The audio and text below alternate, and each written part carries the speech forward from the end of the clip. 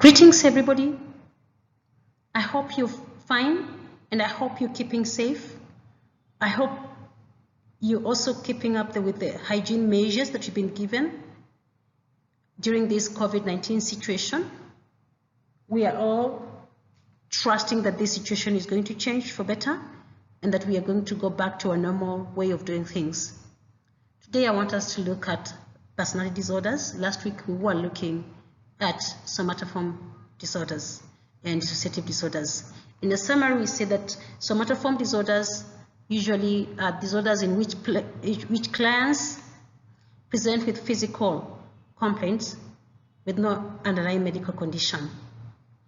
Dissociative disorders, on the other hand, are those disorders in which clients are detached from self or reality or the world around themselves. Today, we want to look at personality disorders. By the end of this class, we should be able to define what personality disorders are. We should be able to classify personality disorders. We should be able to recognize characteristics of clients with personality disorders. And of course, treatment is very key.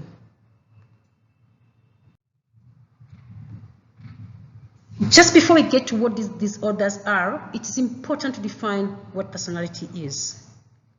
Personality is an individual's unique and a long-term pattern of traits that they experience inwardly and outwardly. And when you put up this unique and long-term pattern of behavior, it's what makes up personality of a person, these traits. And therefore, when we talk about personality traits, we're looking at these patterns of behavior that the person has had for a long period of time. In different situations, you will still recognize the person with the same traits. If it is in school, at home, in a marketplace, wherever, you can actually define the person by these traits. And therefore, they make up this person's personality. It's very difficult to say that a person can just have one trait that defines their personality. Usually, it's a combination of various traits. And these traits are influenced by many, many factors around ourselves. The way we are oriented, our culture, our genetic composition, amongst many other things. Now, when we talk about now personality disorder, we're looking at these patterns of behavior of perceiving, relating, and thinking about the world and oneself that are inflexible and maladaptive and usually cause a significant impairment or distress to just the person and others. So it is the personality of the person, but now this personality is maladaptive. It is distressful. It causes impairment, not just to the person themselves, but even to the other people.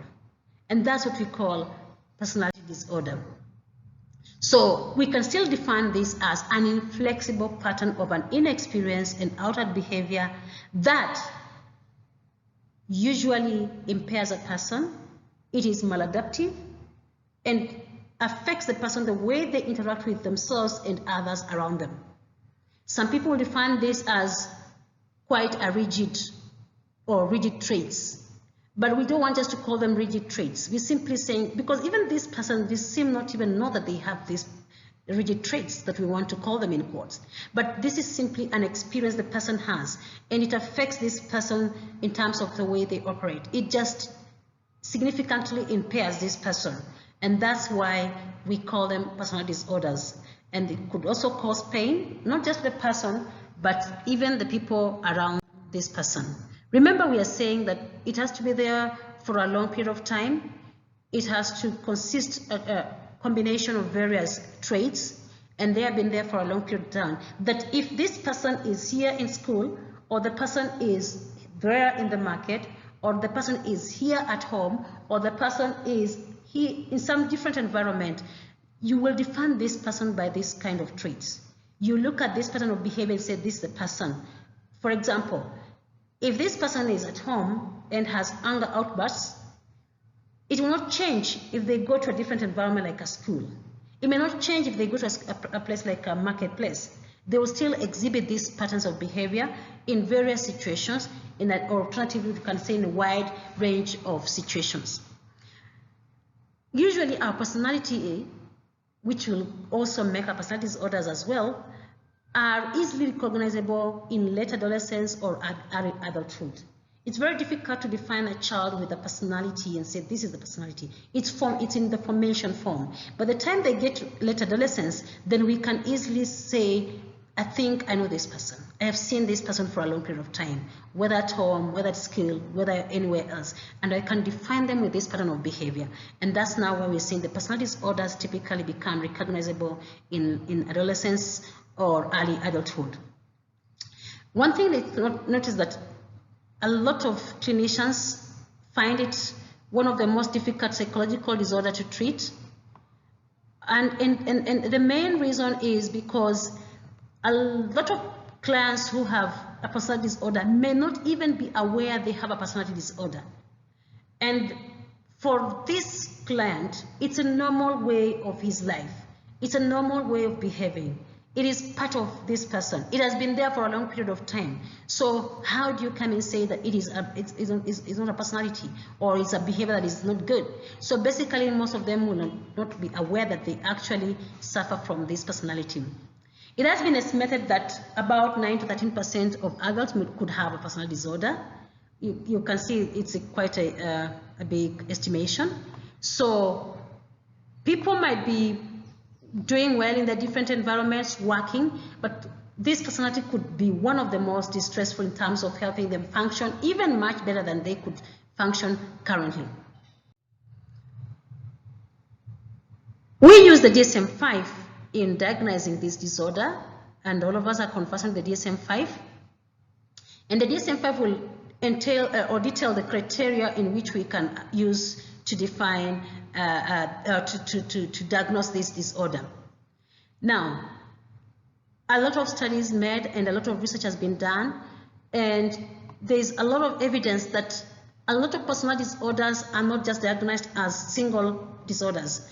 Most of them come with other disorders, and therefore we call this comorbid. So when looking at your clinical intake, and this is usually my emphasis, is that it's important that you ensure you exhaust any other information that you need to know. It's good that we're going to learn in this class some of the comorbidities, some of the disorders that could come along with this disorder, but I always insist and always say, make a thorough clinical intake. If you go wrong with a clinical intake, you're going to go wrong with testing. You're going to go wrong with any other assessment. You have to exhaust as much information as possible. At this point, we expect you at postgraduate level, or even if it's not at postgraduate, even whatever level you are, as long as you're a psychologist in this class and like you as a counseling psychologist, we always expect that at this point of time, you're now conversant with these disorders, you're conversant with the psychopathology, whether child or adolescent or adult psychopathology, you're conversant with the symptomology that come with these disorders. So as you take information from your client and do your history taking, every symptom leads you to think about another symptom. And just because you don't want to lose it, ask the client, how do you feel about this? Let them tell you whether they have that symptom or not. Remember, time is of essence. How long has this symptom been there? So basically it's important. And that's why I'm saying so is because, say for example, the comorbid of another disorder, and then you find that the client thinks that this disorder the initial disorder they had was A or B or C, and this is the other disorder, then you know where to start your treatment. So it's always important to do a thorough clinical intake. It is important that you exhaust every other question that is available that you can ask the client. Clients know themselves, they know how they feel, they know how they think, they know what has happened to them. It is important that you ask them as many questions as possible and get as much information as possible, depending on the age and other relevant factors that make you to take a clinical intake. Get as much information as possible. Remember, the basic assessment that we can ever make is a clinical intake, which is done very well. So there is a lot of evidence that there is a presence of a personality disorder and it comes up with another, and also that there's a presence of personality disorder complicates and reduces the chances of a successful recovery. In other words, we said earlier that it could be, it's one of the tricky kind of disorders to treat, and especially when clients seem not to be aware that they have this disorder. So just to convince them that you have this problem can also be quite tricky. So in terms of classification, I want to use 3 words that would easily describe every cluster. So we have 3 words that easily describe this classification. We have weird, we have wild, and we have worried. Weird describes cluster A. Wild describes cluster B. Worried describes cluster C. In other words, personality disorders are classified into 3 categories: cluster A, cluster B, cluster C. So you have 3 clusters: cluster A, cluster B, cluster C. Now, as I said, the easiest way to remember is the 3W word: weird, wild, and worried. Weird for cluster A, and for cluster A, why are we saying weird? We're saying weird because these are clients who present with odd, or this is where we have the odd and eccentric behaviors presented. And when we mean odd and eccentric, just mean that the patient, the client is unable to develop meaningful relationship with others.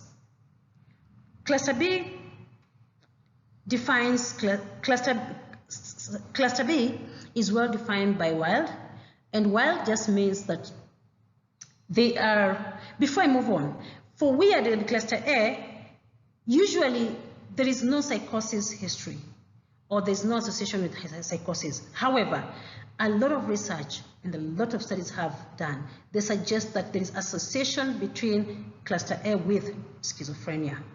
What do we mean? When you're doing assessment, it will also good to rule out schizophrenia just before you say this is a personality disorder.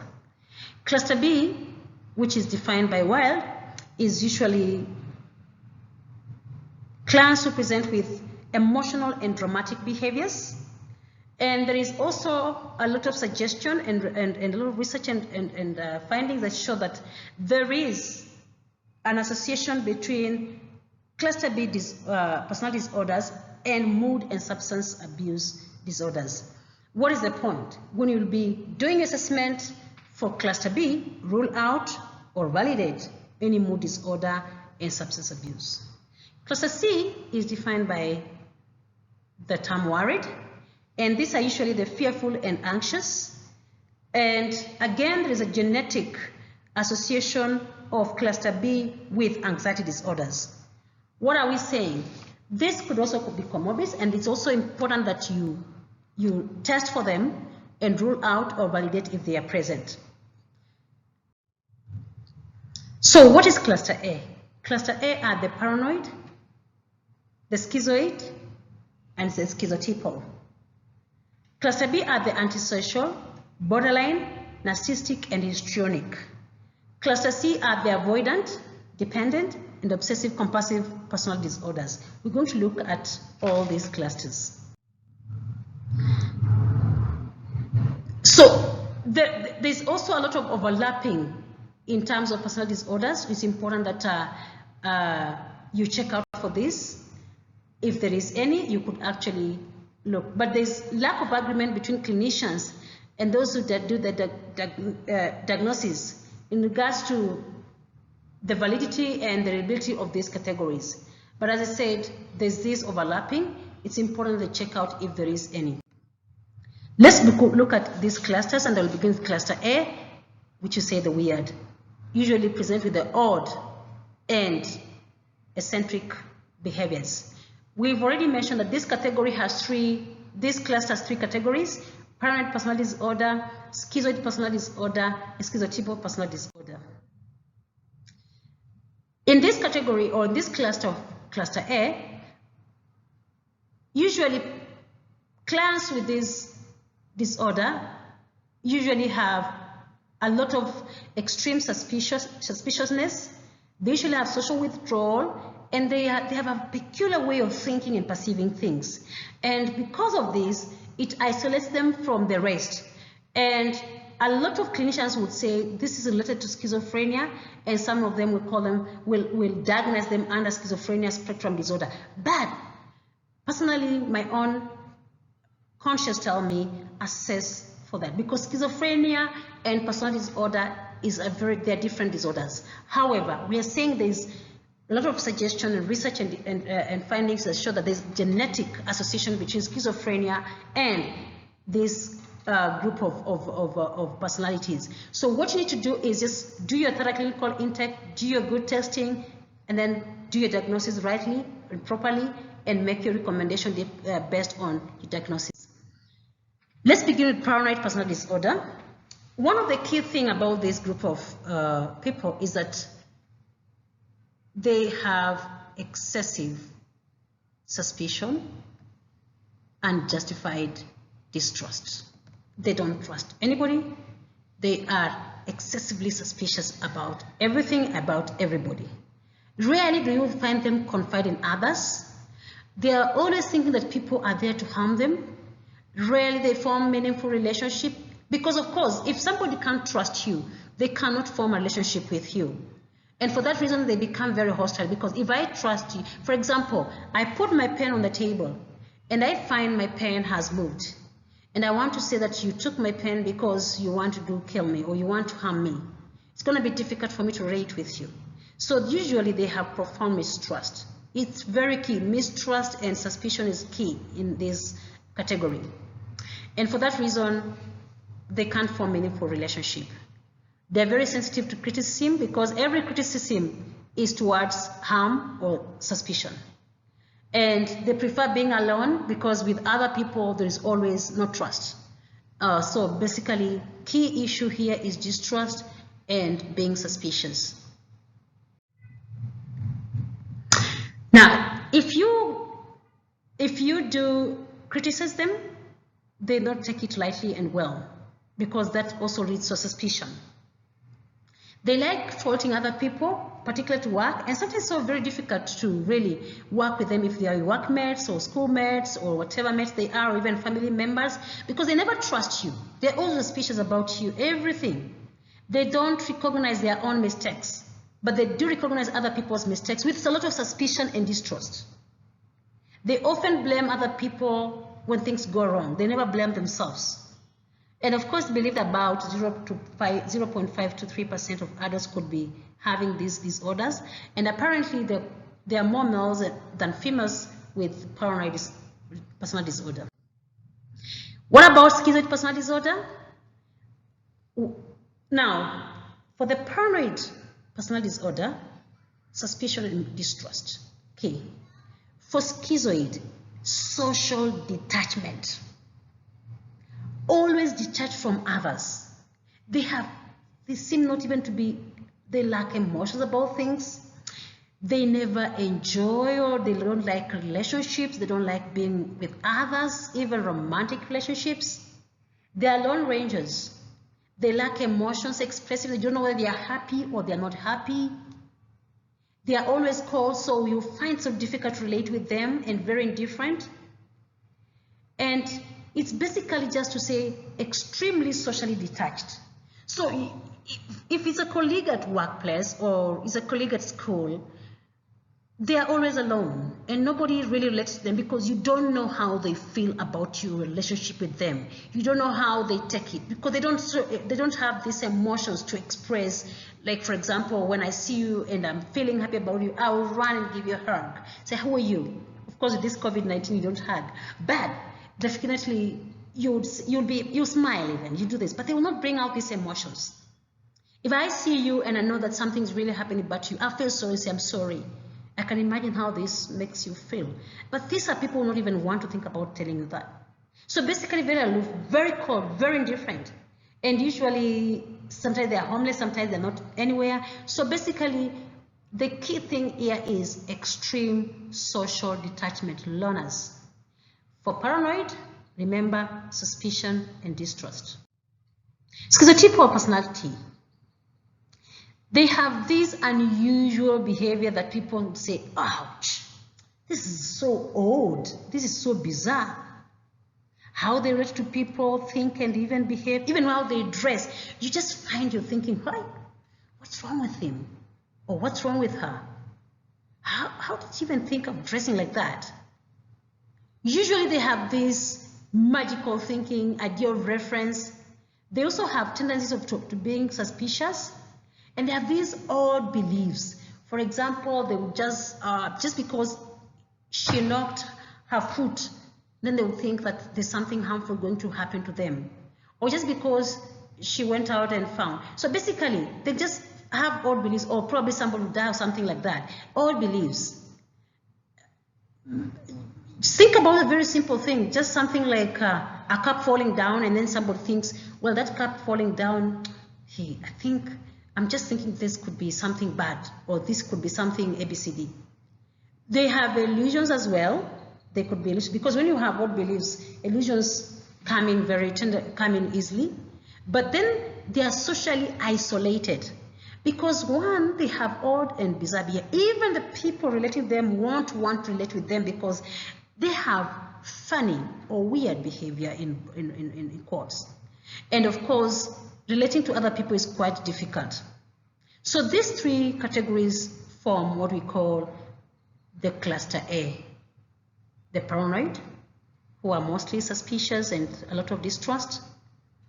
The schizoid, who always have social detachment. The schizotypal, people who have just unusual behavior and socially isolated. We have our cluster B we called the wild. They are very dramatic and of course with full of emotions. 4 categories form this cluster. We have antisocial personality disorder, borderline personality disorder, histrionic personality disorder, narcissistic personality disorder. Generally, people with this disorder are usually very dramatic. Some people refer to some of them drama queens, drama kings, usually very emotional, anger very easily, outbursts, tantrums. They can be erratic, just from nowhere, they are all over. You won't even wonder, did it really deserve this kind of reaction? And therefore, I think they are the common in the population, although a lot of people don't understand them very well. And we're going to see each of them, what it means. Let's begin with antisocial personality disorder. A lot of these are people who have histories of violating norms, rules, very impulsive, very aggressive. They have no remorse. They steal sometimes. They bully others. They are bullies in school. They will be suspended and expelled for bullying other boys or other girls. At workplace, the same. They will be dismissed from jobs for being just violent. They don't obey rules. They don't obey laws. They don't obey anybody in authority. They have histories of sometimes criminality and psychopathy. So basically, if most of them, if they're adolescents, they'll meet a criteria for conduct disorder. And if they're children, of course, for adolescents, but this could be, if you look at a child who grew up with opposition-defined disorder, this could be where this person has come from. But most important is just to know that they violate rules. They violate rights of others, like they can steal, they can hurt you, they can do anything to you bad. They are very impulsive and aggressive. They have no remorse. And as I said, most of them could also have criminal issues or histories, sometimes with the law. And like here in Kenya, you find that in Boston institutions, these are most of the adolescents, you're going to find them in young adults that you're going to find in these institutions. And of course, you know, it's really, as you say, weird, wild in the sense that they can really be harmful to other people. Now, DSM-5 says that to you to diagnose this one, at least someone should be 18 of age, and that this behavior began when they were way before 15 years old. And also, some of these clients with this disorder are likely to be finding themselves in this reckless, sexual, promiscuous, and impulsive behavior. Remember, they are also with a lot of sadism. They can even be cruel, not just to other human beings, but also to animals. Very aggressive and violent. Think about bullies in school. Think about people who steal. Think about people who abuse people's rights, molest, sexually abuse, amongst others.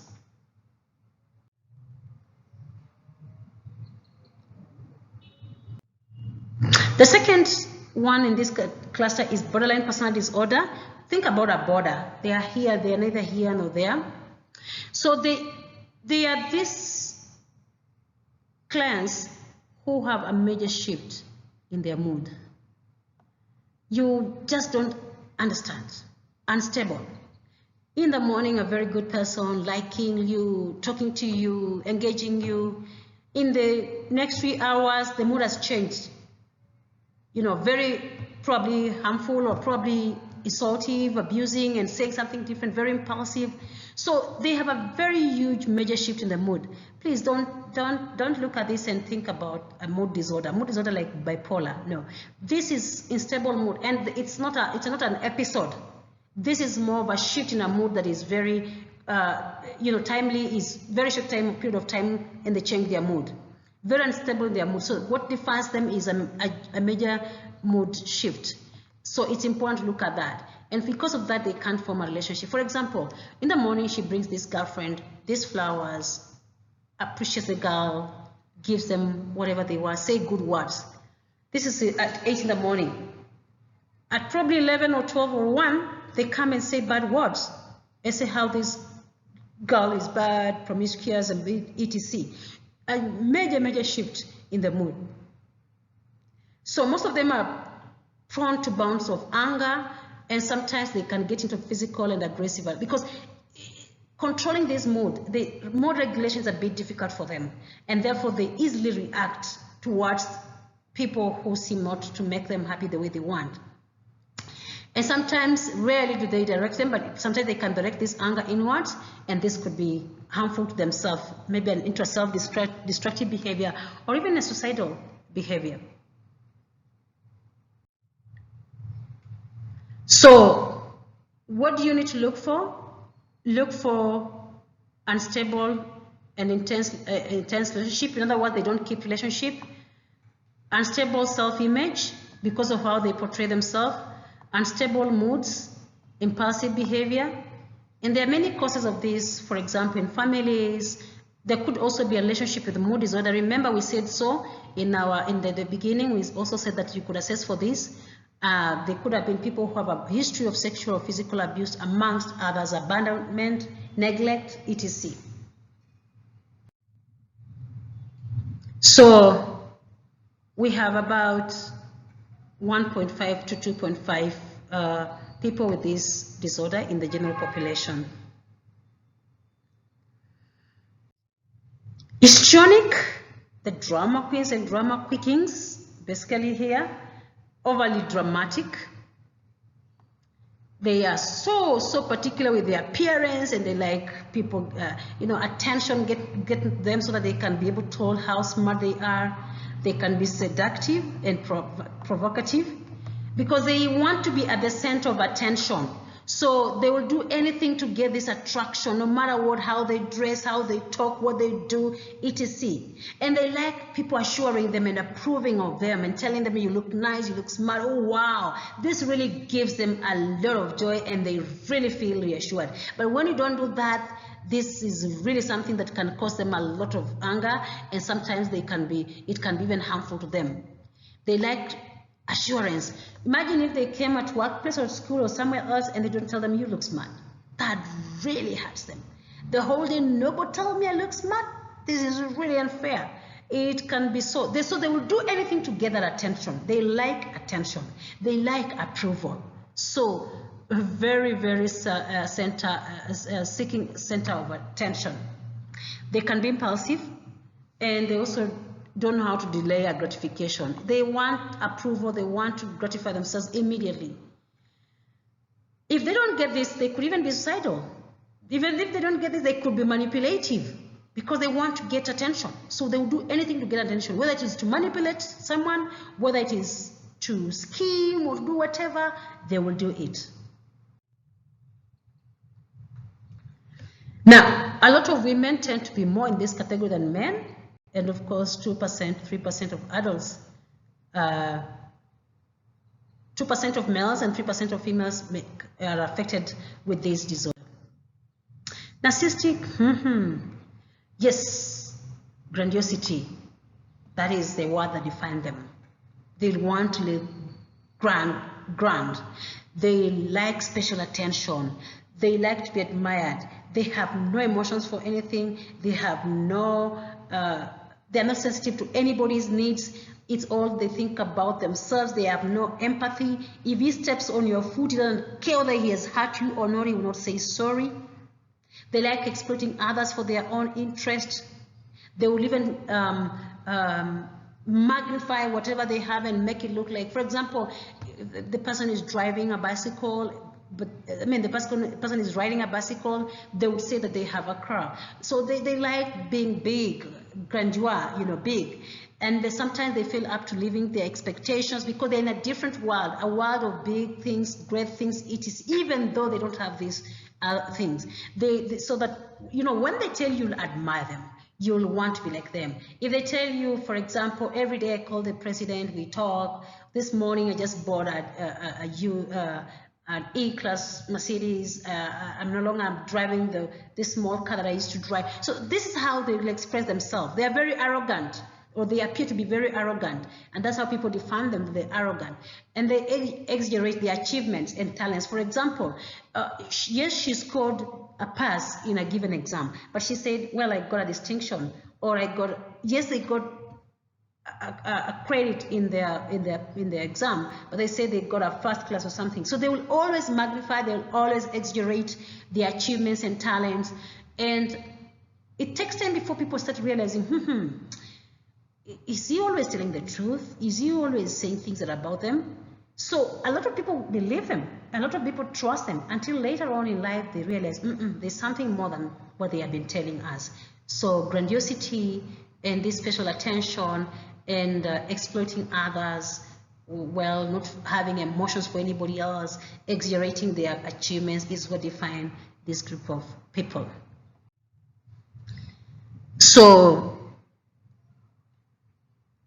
you'll find that they have no feelings for anybody. It's all about them. It's no longer about anybody. It's about them. If it's about them, they want you to do. They want you to feel for them, but they will not do about other people. So you find that around 1% of adults can display this narcissistic personality disorder. Cluster C, which is the worried, we call them the fearful and the anxious. And we have 3 categories: avoidant, dependent, and obsessive compulsive personality disorders. Now, what defines this cluster is being fearful, being worried, and extreme anxiety. And that's why we say that it's also good when you're assessing this, you want to rule or approve of anxiety disorder. And basically, people with this disorder usually reach out for help, but if you look at them, you'll always find that even the belief in themselves, even the esteem, the self-image of they portray themselves is usually quite tough. So avoidant personality disorder, from the word avoid, they like avoiding social places, social institutions. They always feel that they are inadequate, and they think that people will negatively evaluate them. So for that reason, they would rather avoid places or situations, social situations where people are. They're very uncomfortable in these situations. They'll give good reasons why they don't want to go to a wedding place. They will give reasons why they don't want to go to maybe a religious gathering, etc. Because they are avoiding, because they feel they are overwhelmed by feeling of inadequacy, and they fear they fear negative evaluation. So they avoid. Very, very anxious, very, very fearful about negative evaluation and social settings. The low self-confidence, usually very low, self-esteem low, self-worth low, and it's different from social phobia, so you need to rule out and don't make the mistake of either someone has a social phobia and you assess them or diagnose them for avoidant. You need to make that very, very clear. Dependent personality disorder, from the word depend, excessively rely on others. In school, you give them classwork with the rest of the group members, they always feel like, no, I think yours is much better, I think I'm okay with yours, because they don't feel like theirs is adequate. So when you give them work to do with others, they always feel the other people are the best to do that work or present or do something because theirs is not the best. They fear rejection. They're very submissive and timid and passive. They cling on relationships. So you find, especially if it's in a marriage or something, it could be abusive, it could be anything, or even normal partner relationship, even in schools or workplace or etc. They cling on it despite the situation, even if the situation is really bad. All they want to do is they just want to be loved. They want to be, evaluated. They don't want to be criticized. They don't like to be separated. So they would rather hang on. Very submissive. As we say, they fear to be abandoned, they fear to be rejected. A good example is just like oftenly you give assignments, they would rather not do them, they'd rather prove the other people's as the best and rely on them as opposed to their own. They're usually very distressed, lonely, and sad. And some of them could get into depression, some of them have anxiety disorders, some of them eating disorders, some of them are prone to suicidal thoughts. So it's important that you rule out and check out for this. And both men and women in either of us, whether male or female, could have this disorder. Obsessive compulsive personality disorder. They are usually preoccupied with order and perfection and control. They want to be very efficient. They are very rigid to change because they want a particular way of doing things. They are very stubborn. They don't know even how to express affection and relationship because of being rigid and wanting to be wanting to do things in a different way from others. They are not flexible. They are not open. But they do things in a particular way that they think it's okay with us. A lot of clinicians believe that OCPD and OCD are closely related. Others say that no, these symptoms are not the same per se. But I think there is a lot of relationship because they are compelled to do certain behaviors in different way, in certain way, other than just they are rigid, they are not open, etc. But I think there is a lot of relationship between this and OCD. A lot of clinicians agree that this is really, personality disorders are really troubling. Just not assessing, just not diagnosing, but even treating could really pose a challenge to many clinicians. They are hard to diagnose. You can easily misdiagnose them. See, for example, you could easily misdiagnose, say, for example, borderline and bipolar. You could easily misdiagnose, for example, avoidant personality disorder and social phobia. So you can easily. Another one could be the obsessive compulsive personality disorder and obsessive compulsive disorder. So you could easily misdiagnose, and of course this raises a lot of issues in terms of reliability and validity. Also, some of these diagnostic criteria cannot be observed directly. So a lot of diagnosis is actually based on subjective impression by the clinician. And therefore, this could actually differ in terms of diagnosis from one clinician and the other.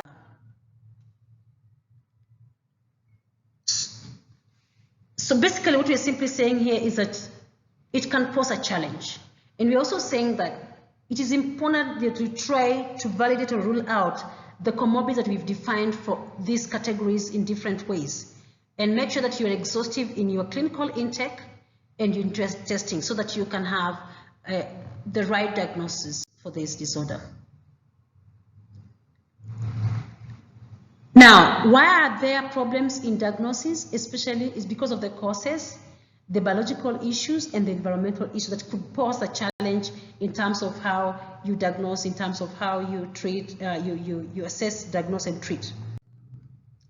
So finally, is there any treatment for personality disorders? I would say there is no specific medication that would treat personality disorders. We can't say that this specific medication that can treat personality disorders. We cannot say that there is this very, very specific therapy that is so good for personality disorders. But you can use combination of various strategies in treating personality disorders. One of the therapies that has been proved to be also good could be psychodynamic therapy, because for psychodynamic therapy, it targets specific behavioral difficulties. For example, you can target anger and see how you can help control it. You can target impulsivity. If, for example, if this is a person with in cluster B or personality disorders, you could look at impulsivity and try to see how you can actually manage it. So you go for a specific behavior, mistrust, suspicion, etc., and go for it and look and then treat it. However, SSRIs have actually also been seen to be very good in terms of treating, because they are the first-line medical therapy for personality disorders. You could consider that. You could consider mood stabilizers just to stabilize mood. For example, in cluster B, cluster A, etc. So what we are simply saying here is that there's no specific medical psychotherapy that can say that it works well for personality disorders. But what we are coming up and saying that you could use combination of various strategies. For example, psychodynamic therapy, you target a specific behavior, or go for SSRIs, which are also very important in terms of treating personality disorders, or go for a mood stabilizer, so that you stabilize, so that you can stabilize mood. So it's you as a clinician to see what works well for your client: age, gender, culture, and all other factors, environmental, biological, all of them are important in terms of considering in treating personality disorders. So basically, this is all we can say. In summary, we could say that a personality disorder arises when individuals' personality traits are not flexible and are maladaptive, and they cause the person not to function well in a wide range of situations. We also have said the DSM-5 specifies 3 clusters: cluster A, cluster B, cluster C, and you could use weird, wild, and worried to be able to define these clusters. And then, of course, clusters with personality disorders may have difficulty understanding their condition, and this could pose a challenge in terms of intervention. And we are also saying that there are other factors that could contribute in terms of understanding personality disorders. All in all, I believe that we can be able to help. Well-trained, you are well-trained, you can help the client, and you can use strategies that work best for the client. Thank you.